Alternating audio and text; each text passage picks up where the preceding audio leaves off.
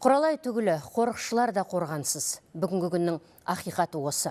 Қарағандыда ақбөкендерге араша түсеміз деп, бір жараланып, бірі ажал құшқан инспекторлар браконьерлер алдында дәрменсіз еді.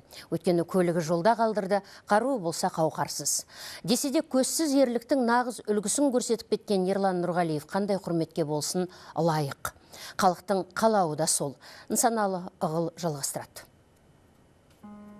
Ерлан Нұрғалиев әуелден темірдей тәртіпті тәуір көрген, білімі де соған сай, дене шынықтыру және әскери дайындық оқытушысы. Бұрын ауылындағы тентектерді тезге салса, кейін түздегі қаскөйлердің соңына түскен. Тайғұлындай тебісі өскен достарына оның ер жүректігі мен спортқа өстігі жастайынан мәлім. Аңғал әрі адал болған. Өзі бала күннен сол батырлыққа құмар еді. Ерлік көрсетемін деп 5 адам суға батқанда, көктем айы ғой, су ағып жатыр. Ағын суға сондай беліне арқан байлап сүңгіп сұп-суық суға жаңағы тросты іліп 5 адамның мәйітін алып шыққан.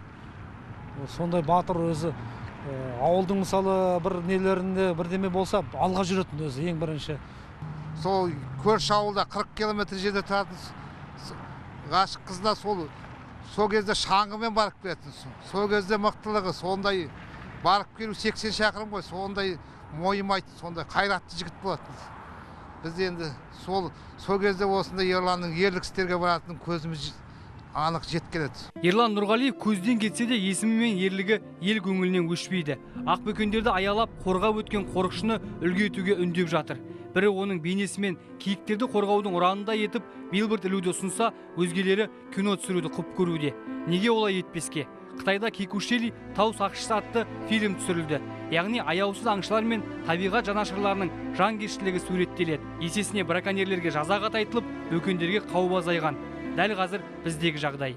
Заңсыз аң аулаушылардың алдында біздің инспекторларымыз әлсіздеу. Бұны біз назарға алуымыз керек. Бәлкім заңдарға өзгерістер енгізу бойынша. Құралай түгілі қорықшылар да қорғансыз дейді кәсіпкер Марғұлан Сесенбаев. Ол 20 жылдан бері табиғат қорғаушыларына барынша қолдау танытып жүрген жомарт азамат. Осы жолда қайғы жұтқан қос отбасына 2 миллион теңге көлемінде көмек көрсетті. Олардың қамтамасыз ету өте төмен деңгейде. Машинелері браконьерлерді қууға жарамайды.